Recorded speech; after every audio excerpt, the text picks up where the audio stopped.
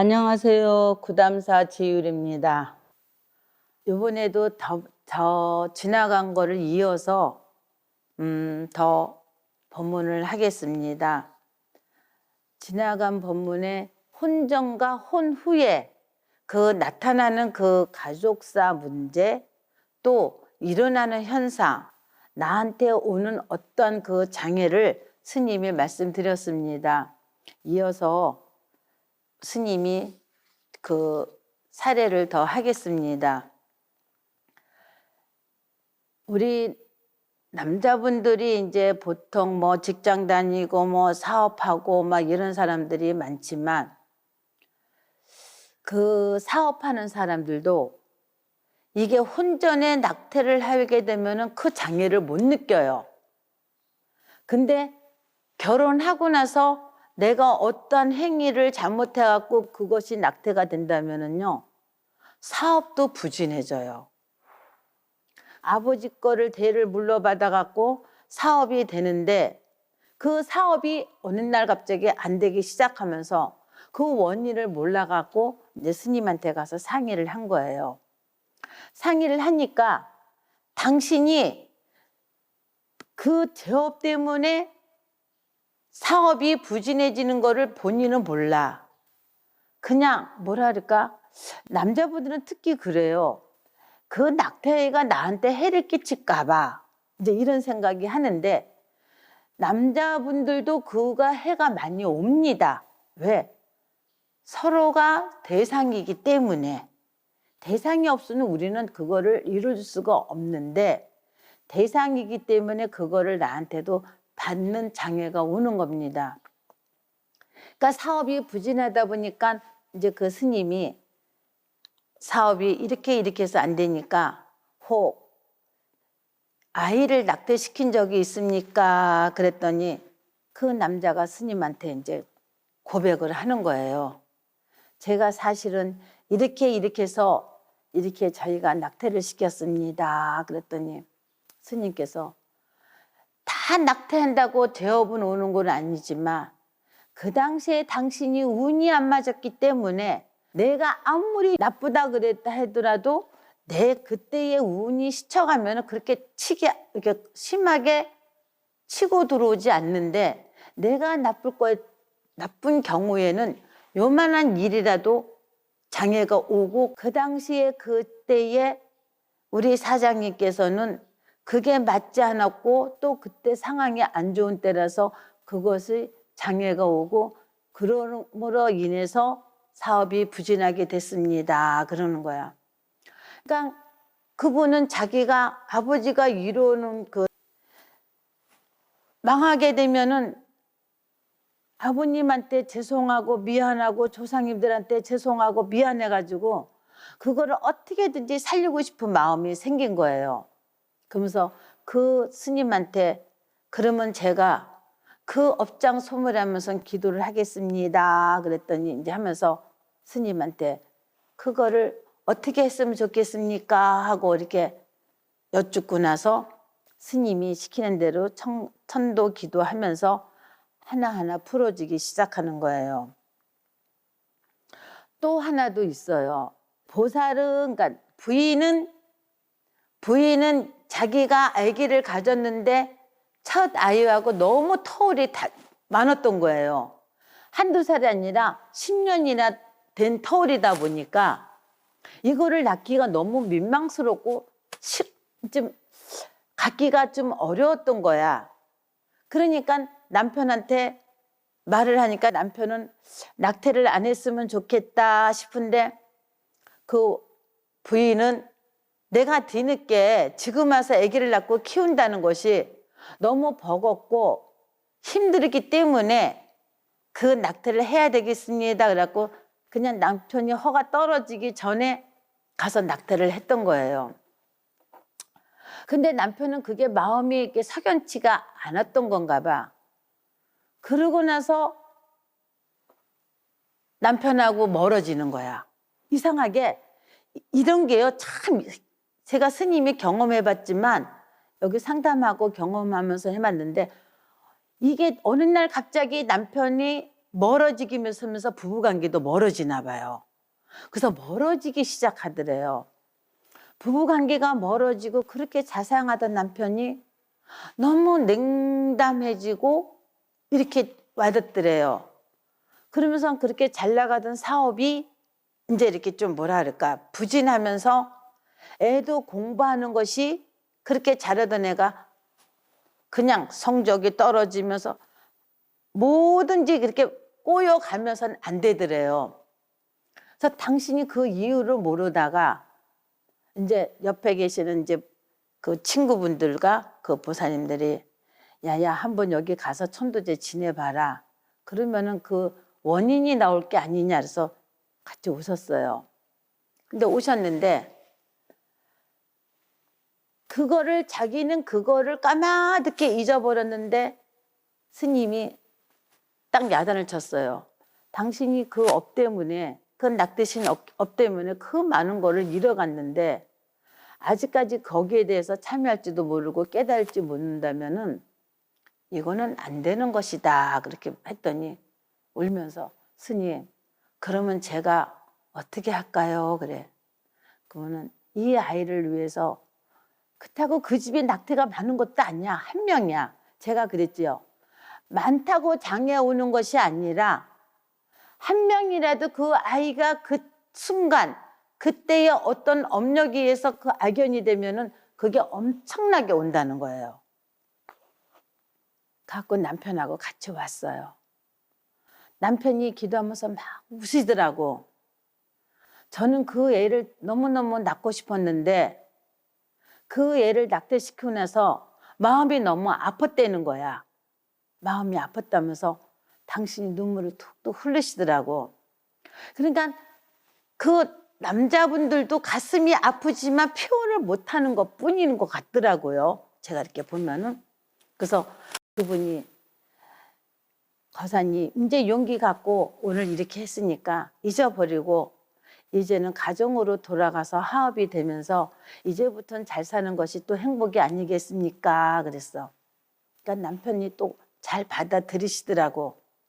그러고 나서 지나고 나서 얼마 안 있다가 전화가 왔어.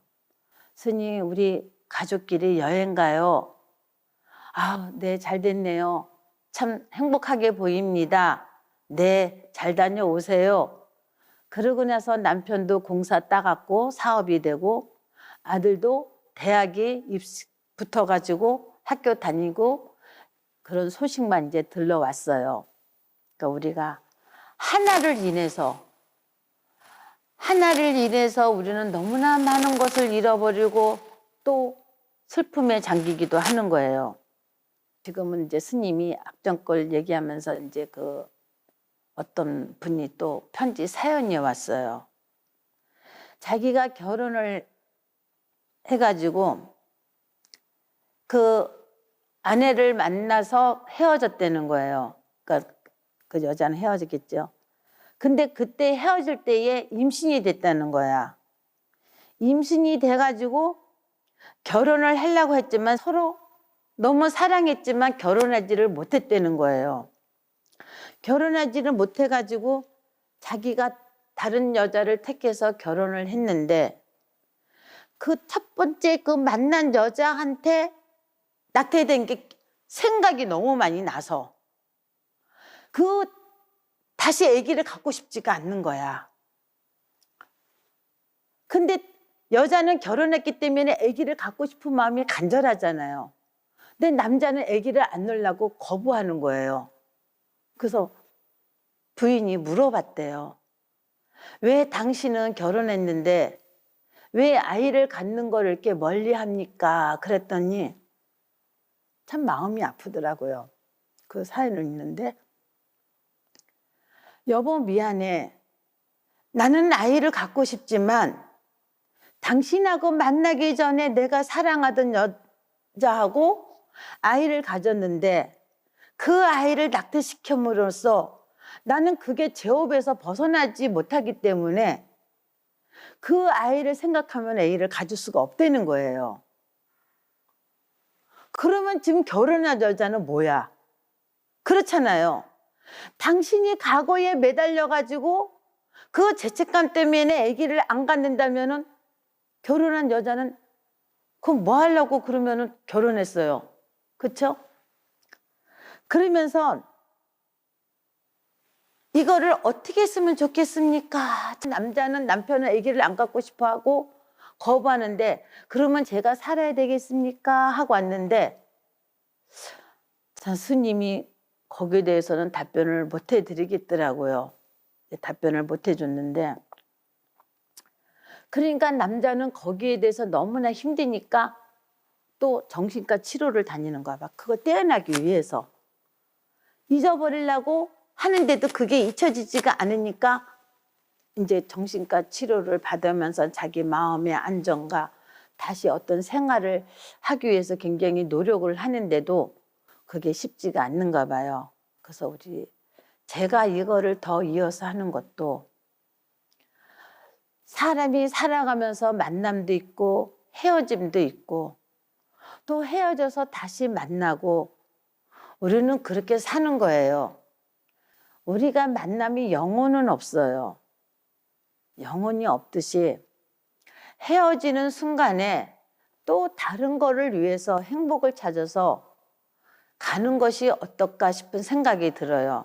그래서 스님이 또 이어서 법문하는 것도 혼전과 혼후의 낙태가 너무나 많은 것을 주고 너무나 많은 것을 잃어버리기 때문에 스님이 더 강조하고 또 얘기하는 것이에요. 그러니까 우리는 그 삼위에서 내가 어떻게 살아야 된다는 것이 그 대학 시절에 청소년 시절에 내가 너무 사랑해서 이제 그런 마음들이 있기 때문에 우리가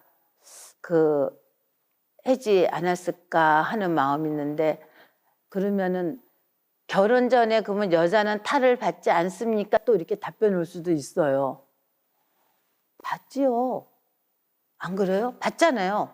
그렇기 때문에 스님이 남자가 천도제 하는 게 많지가 않기 때문에 남자는 모르지만 여자는 알기 때문에 여기서 스님이 A란 남자, B란 남자, C란 남자, A란 남자 이름과 몇 명에서 B란 남자 몇 명에서 그 남자의 이름을 대고 거기에 대한 명수를 해서 그 업장 소멸을 해야 되는 거를 스님이 계속 강조해 왔습니다.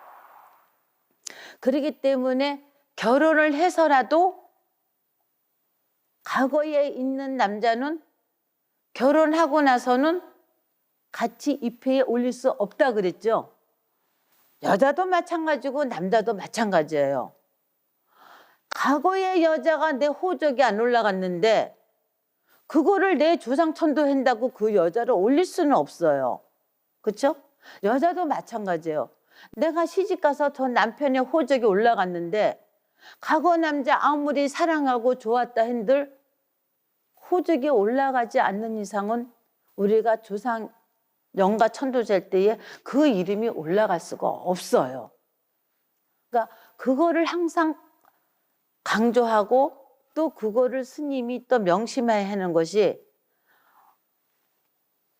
그러면은 불교에서 작은 민물도 작은 생물체가 있는 거는 다 기도할 수 있다 그랬는데요. 그래. 할 수 있어요. 할 수 있어요. 근데 태아만큼은 저는 안 된다고 봐요.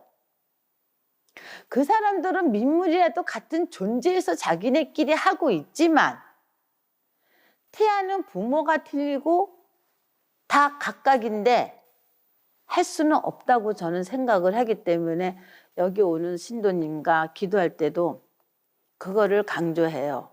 그래서 제일 먼저 물어보는 게 남편만 있습니까? 아니면은 다른 분도 있습니까? 하고 먼저 물어봐요. 그걸 중요시 하기 때문에 그래서 요번에도 우리 스님이 법문하는 것도 혼전과 혼전 후 낙태시킨 업이 나로 하여금 가정도 불안하게 오고 또 불화가 오고 행복도 못 오고 하니까 우리는 행복하기 위해서 가정을 이루고 행복하기 위해서 자식을 낳고 그 자식이 잘 되기를 바라고 그 자식이 커나가는 모습을 보는 것이 우리가 이렇게 가정을 이루는 것이 아닌가 싶어요. 그래서 이 유튜브를 듣는 모든 대상, 모든 분들이 이거 한 번 더 듣고 내가 연애할 때 혼전과 혼후 이거를 한 번 더 생각해 보고 우리가 사랑하고 아이를 생각해 보는 게 어떨까 합니다.